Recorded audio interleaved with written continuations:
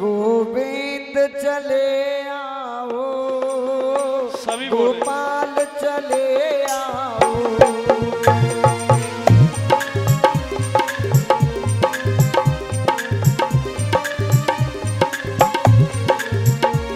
गोविंद चले आओ, गोपाल चले आओ।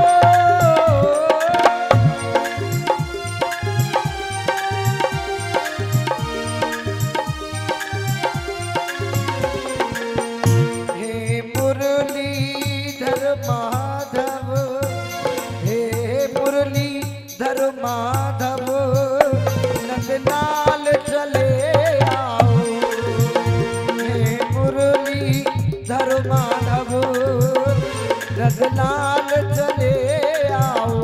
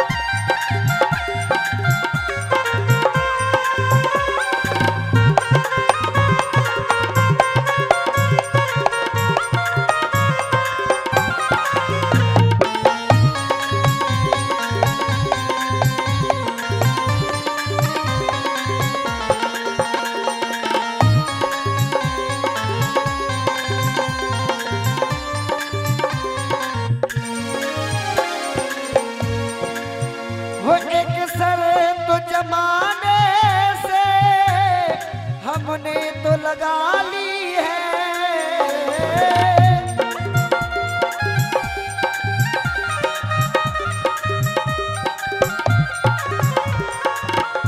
एक सर तो जमाने से हमने तो लगा ली है। या तुम ही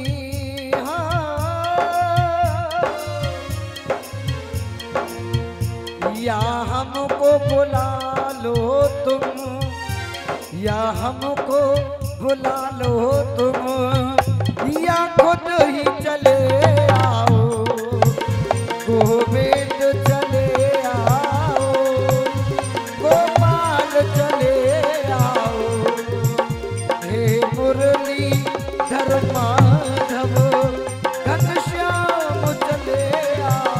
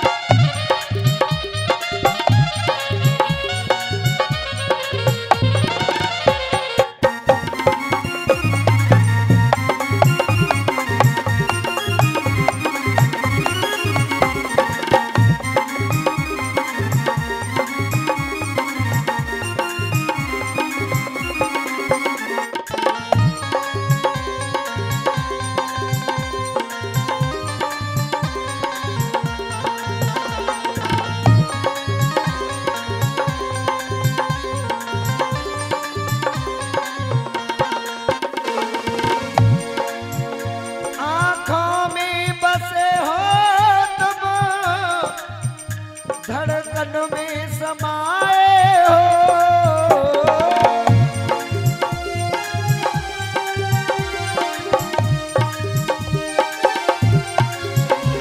आँखों में बसे हो तुम, धड़कन में समाए हो।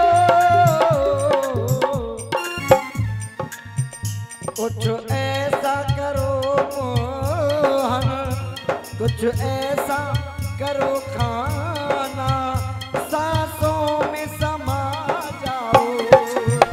कुछ ऐसा करो चलिया, सांसों में समा जाओ।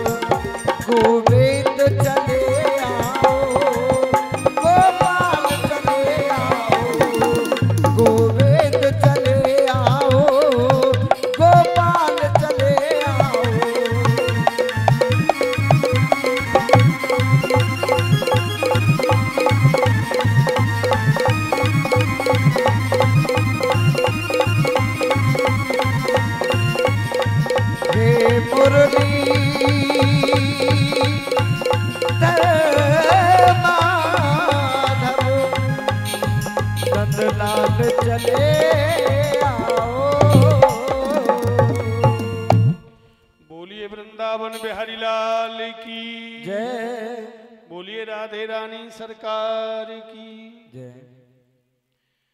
तो अब कथा का शुभारंभ होता है। यहां से कथा का शुभारंभ होता है। अब तक जो कथा चल रही थी वो ये महात्म में था। इस कथा का महात्म क्या है? यहां व्यास जी ने उस कथा का शुभारंभ किया मंगलाचरण करते हुए। कहते हैं कि जिस देवता का आचरण मंगल में हो उसका मंगलाचरण पहले होना चाहिए, और मंगलाचरण करने से हमारी जो क्रिया होती है वो शुद्ध होती है। अगर क्रिया संसार की वस्तु में जीव का चिंतन करता रहे तो उसका कार्य वो पूर्ण नहीं होता है, क्योंकि ईश्वर का चिंतन और ध्यान करने से वो ईश्वरीय शक्ति उसे प्राप्त होती है, तो उसका काम मंगल होता है, उस कार्य उसका मंगल होता है। इसलिए व्यास जी ने एक श्लोक के माध्यम से कथा का शुभारंभ किया कि जन्माधस्य यतो अन्यदितस्तातेश भिज्ञसुराट तेने ब्रह्मा हदाय आद कवये महंतम यत् सूर्यः तेजो वारमिंदाम यथा विनमयो यत्र सर्गो अमृखः धामना स्वेन सदा निरस्तक्वकं सत्यं परं धीमहि। सत्य कर्मों में अनेक विघ्न आते हैं। सत्य कर्म करने के लिए आप जब खड़े होंगे तो अनेक विघ्न खड़े हो जाएंगे आकर के। कोई ना कोई ऐसा विघ्न आकर के होगा कि तुम्हारा सत्य कर्म में ध्यान ही नहीं रहे, वो हटी जाए और वो सत्य कर्म पूर्ण नहीं हो पाए। क्योंकि इन देवताओं को भी जलन होती है कि ये मनुष्य अगर सत्य कर्म करेगा और ये प्रभु की ओर आ रहा है तो कहीं ऐसा ना हो हमारे स्थान को प्राप्त कर ले। सत्य कर्म में अनेक विघ्न आते हैं। आप कोई कार्य करने के लिए खड़े होइए, कुछ नहीं, मैं कहता हूं एक छोटा सा गांव में चामड़ मनाई जाए, अगर वहां के भंडारे के लिए खड़े हो जाओ तो 4 जने तो कहेंगे कि पहले चंदा देव खाए गए हैं, इन्होंने यूं कर दियो, 100 बुराई उसको मिलेंगी और हो सके तो वो छोड़ के ही भाग जाएगी। भैया मैं कर ही रहा है। तो ये सत्य कर्म में विघ्न करने वाला मामला है। अगर आपने कहीं कथा के लिए कोई प्रयत्न किया है उसमें भी 100 विघ्न करके खड़े होंगे। अब नहीं, अब के देखेंगे, और अब नहीं तो अब के जब के देखेंगे, वो भी नहीं हो पाता, क्योंकि इसमें तो भगवान विघ्न करने के लिए ये सब देवता खड़े हो जाते हैं भगवान के कार्य में। इसलिए भगवान का मंगलाचरण करते हुए उन्होंने कथा का शुभारंभ किया। कहते हैं, उन्होंने कहा है कि एकम सद विप्रा बहुधा वदंती। पूछा क्या ईश्वर एक है या अनेक है? ईश्वर एक है या अनेक है? मुझे एक बात याद आ रही। एक राजा ने प्रश्न रख दिया किसी संत से। संत ने कहा कि ऐसे ही जवाब दे तू? ऐसे नहीं जवाब दूंगा। कि कैसे? अरे कुछ व्यवस्था की जाए, खाने पीने के लिए कुछ लाया जाए और हमको 1 महीने का समय दिया जाए, तब बताएंगे कि भगवान एक है या अनेक है। अब राजा का कहना था, तुरंत उनको सब प्रबंध हो गया और रोज चकाचक छने महाराज जी की। महाराज जी 1 महीने के बाद वो समय आया तो महाराज जी रोजाना घूमने जाया करते थे। एक किसान अपने खेत में निराई करता मिलता था, उससे याराना कर लिया। महाराज जी बोले किसान से एक दिन, बोले भाई अब आज हमारा एक काम पड़ गया है तुमसे, वो काम करोगे? बोले हाँ करेंगे। बोले कि तुम संत बन जाओ। बोले ओ बाबा अरे मेरे छोटे छोटे बालक हैं, मैं यहाँ खेती में गुजारो करूं अपनों, आप मुझे संत बना रहे? बोले नहीं, बना नहीं ना, बन जाओ। एक तो संत बनना है और एक संत होते हैं। मैं तुम्हें बनने के लिए कह रहा हूं, ना कि तुम संत हो जाओ, तुम संत बन जाओ। बोले वो कैसे? बोले मात्र एक दिन के लिए। बोले एक दिन के लिए? बोले हाँ। बोले राजा का एक प्रश्न है, बस तुम संत बनो और हम किसान बन जाएंगे। वो संत बना दिए, अपने वस्त्र पहनाए। बोले बनूंगा कैसे? कि मेरे वस्त्र तुम पहन रहे हो, तुम्हारे मैं पहन रहे।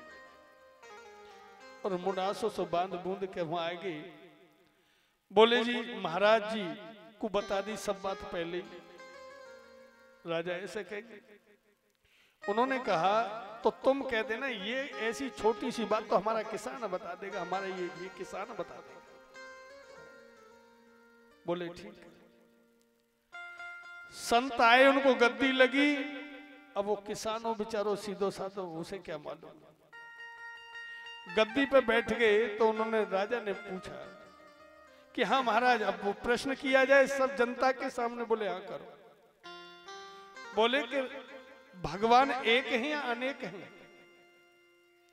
बोले ये भी राजन कोई बात है, ये तो बात हमारा ये छोटा सा किसान बता देगा। बोले तो महाराज इस किसान से ही बतवा दो।